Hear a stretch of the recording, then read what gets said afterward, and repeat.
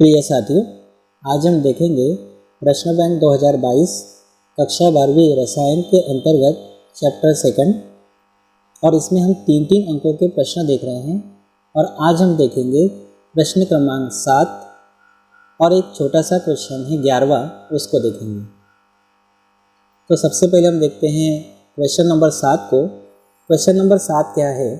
Acetic अम्ल, trichloro acetic अम्ल एवं ट्राईफ्लोरो या फ्लोरो एसिटिक अम्ल की समान मात्रा से, यानी एसिटिक अम्ल, ट्राईक्लोरो एसिटिक अम्ल एवं ट्राईफ्लोरो एसिटिक अम्ल, इनकी समान मात्रा, मतलब जितनी मात्रा में ये लेंगे उतनी ही मात्रा में इसको लेना है और उतनी ही मात्रा में इसको भी लेना है।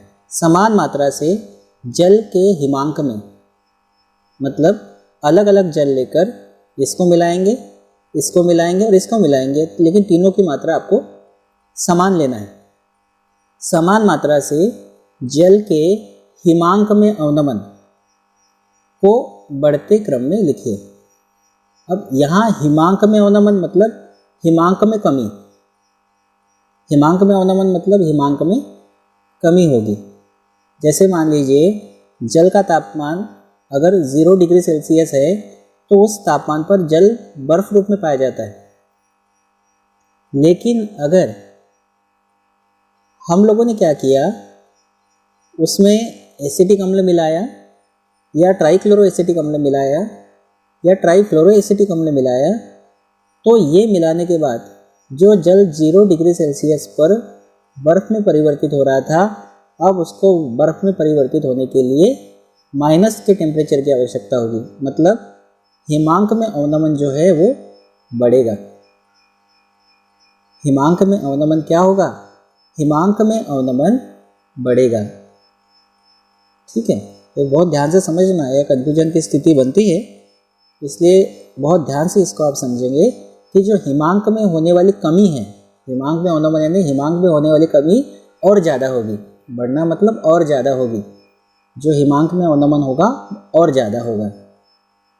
तो ऐसे अपने को एसिटिक अम्ल, ट्राईक्लोरो एसिटिक अम्ल और ट्राईफ्लोरो एसिटिक अम्ल की समान मात्रा में लेकर उसको जल में मिलाना है अलग अलग, और हिमांक में अवनमन को बढ़ते क्रम में दर्शाना है जल का। यानी ये तीनों अलग अलग जल में मिलाने के बाद अलग अलग पात्रों में जल के हिमांक का बढ़ता क्रम आपको बताना है कि किसको मिलाने के बाद हिमांक में अवनमन कम होगा और किसको मिलाने के बाद हिमांक में अवनमन अधिक होगा। यही प्रश्न अथवा में इस तरह से आ सकता है, तो आप इसको भी देख लेंगे। प्रेक्षित जल के हिमांक में अवनमन समान मात्रा में एसिटिक अम्ल, ट्राईक्लोरो एसिटिक अम्ल एवं ट्राईफ्लोरो एसिटिक अम्ल में वृद्धि उपरोक्त दिए गए क्रम में होती है, विस्तृत रूप में समझाइए। तो यहाँ पे सीधा सीधा क्रम दे दिया है कि सबसे कम हिमांक में अवनमन इसका होगा, इसको मिलाने से होगा, उससे ज़्यादा इसको मिलाने से होगा और उससे ज़्यादा इसको मिलाने से होगा। मतलब यहाँ पर तीनों का क्रम सही सही दे दिया है। हालांकि यहाँ पर भी है, लेकिन यहाँ पे वो स्पष्ट रूप से बोल रहा है कि उपरोक्त क्रम में वृद्धि होती है। तो इसको थोड़ा सा समझाना है। यहाँ तो समझाने के लिए नहीं बोला है, यहाँ सिर्फ बढ़ते क्रम में लिखने के लिए बोला है। तो एक आप ये सोच सकते हैं कि बढ़ते क्रम में बोला है तो ये तो बढ़ता क्रम यही हो गया, लेकिन इतना लिखने से 3 अंक नहीं मिलेंगे, थोड़ा इसको समझाना पड़ेगा। तो सबसे पहले हम लोग इसका आंसर स्टार्ट करते हैं। एसिटिक अम्ल, इसको जल में मिलाने पर, इसको अगर हम जल में मिलाते हैं तो इसको जल में मिलाने पर हिमांक में अवनमन कम होगा, इसको मिलाने पर इससे ज़्यादा होगा, और इसको मिलाने पर हिमांक में अवनमन सबसे ज़्यादा होगा। तो ये हुआ हिमांक में अवनमन का बढ़ता क्रम। एसिटिक अम्ल जो है इसका फार्मूला होता है CH3 single bond COOH। Trichloro acetic अम्ल, तो ये एसिटिक अम्ल के फार्मूले में से 3 हाइड्रोजन को हटाकर 3 क्लोरीन लगा देंगे, तो 3 हाइड्रोजन की जगह 3 क्लोरीन, तो ट्राईक्लोरो। और एसिटिक अम्ल से तो ये बना ही है, तो एसिटिक अम्ल तो इसको बोलेंगे। वैसे यहाँ फ्लोरीन लगा दिया तो ये हो गया ट्राईफ्लोरो एसिटिक अम्ल। तो इस तरह से एसिटिक अम्ल, ट्राइक्लोरो एसिटिक अम्ल और ट्राइफ्लोरो एसिटिक अम्ल, बहुत ध्यान से आप समझेंगे कि तीनों को जल में अलग अलग मिलाना है। इसको मिलाने से हिमांक में अवनमन कम होगा, इसको मिलाने से ज़्यादा होगा, इसको मिलाने से सबसे ज़्यादा होगा। इन तीनों में ये सबसे ज़्यादा। अब यहाँ तीनों में अगर आप देखते हैं तो तीनों में सिंगल बॉन्ड COOH ग्रुप है, इसमें भी है, इसमें भी है और इसमें भी है। लेकिन ये सिंगल बॉन्ड COOH के साथ जो ये मेथिल जुड़ा है, यहाँ पे CCl3 ग्रुप जुड़ा है और यहाँ CF3 जुड़ा है। ये इलेक्ट्रॉन प्रतिकर्षी समूह है, या जिसको हम कह सकते हैं कि ये इलेक्ट्रॉन विकर्षी समूह है। तो हम कहेंगे कि सिंगल बॉन्ड COOH समूह के साथ जुड़े समूहों के इलेक्ट्रॉन विकर्षी प्रभाव में वृद्धि होने से या वृद्धि से, मतलब इसका इलेक्ट्रॉन विकर्षी प्रभाव कम होता है, इसका इलेक्ट्रॉन विकर्षी प्रभाव यानी इलेक्ट्रॉन प्रतिकर्षी प्रभाव CH3 की तुलना में अधिक होता है और इसका इलेक्ट्रॉन विकर्षी प्रभाव इसकी तुलना में इसका अधिक होता है। तो कहने का मतलब ये है कि सबसे ज़्यादा इलेक्ट्रॉन विकर्षी प्रभाव इसका होगा और इलेक्ट्रॉन विकर्षी प्रभाव में वृद्धि होने से इसका आयनन जो है ना ये बढ़ जाता है। तो इसका आयनन ज़्यादा होगा और आयनन ज़्यादा होगा तो आयनों की संख्या क्या होगी?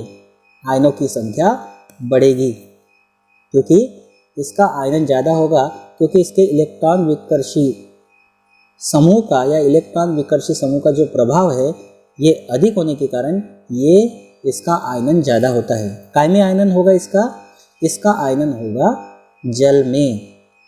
ठीक है, तो हम क्या कहेंगे? सिंगल बॉन्ड COOH समूह के साथ जुड़े समूहों के इलेक्ट्रॉन विकर्षी प्रभाव में वृद्धि से आयनन की मात्रा में वृद्धि होती है। तो ये जुड़ा है तो आयनन कम होगा, ये जुड़ा है तो इससे ज़्यादा होगा और ये जुड़ा है तो इससे भी ज़्यादा होगा, मतलब सबसे ज़्यादा आयनन जो है वो इसमें होगा। ठीक है, अब यहाँ एक बात है कि हमको तो ये पता चल गया है कि सबसे ज़्यादा आयनन इसमें होगा, और आयनन यानी आयनों की संख्या या अणुओं की संख्या या कणों की संख्या कह दो। हम जानते हैं हिमांक में अवनमन एक अणुसंख्यक गुणधर्म है। अणुसंख्यक गुणधर्म जो है ये 4 होते हैं: परासरण दाब, क्वथनांक में उन्नयन, हिमांक में अवनमन और बाष्पदाब में आपेक्षिक अवनमन। तो हिमांक में अवनमन एक अणुसंख्यक गुणधर्म है, यानी हिमांक में अवनमन अणुओं की संख्या या आयनों की संख्या पर निर्भर करता है। जितने ज़्यादा आयन होंगे हिमांक में अवनमन उतना ज़्यादा होगा। तो इसमें ज़्यादा आयन होंगे जिसके कारण हिमांक में अवनमन जो है वो अणुसंख्यक गुणधर्म है, और अणुसंख्यक गुणधर्म होने के कारण ये अणुओं की संख्या पर यानी आयनों की संख्या पर निर्भर करता है। तो हिमांक में अवनमन इसमें ज़्यादा आयन बनने के कारण हिमांक में अवनमन इसको जल में मिलाने पर सबसे ज़्यादा होगा।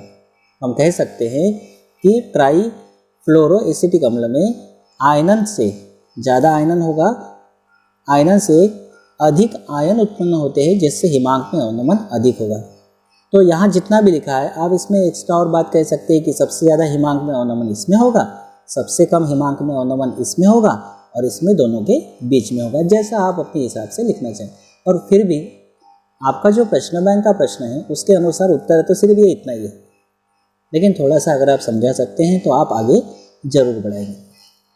अब एक छोटा सा क्वेश्चन और है, इसको भी देख लेते हैं। क्वेश्चन है, हीलियम को गोताखोरी के सिलेंडर में उपयोग क्यों किया जाता है?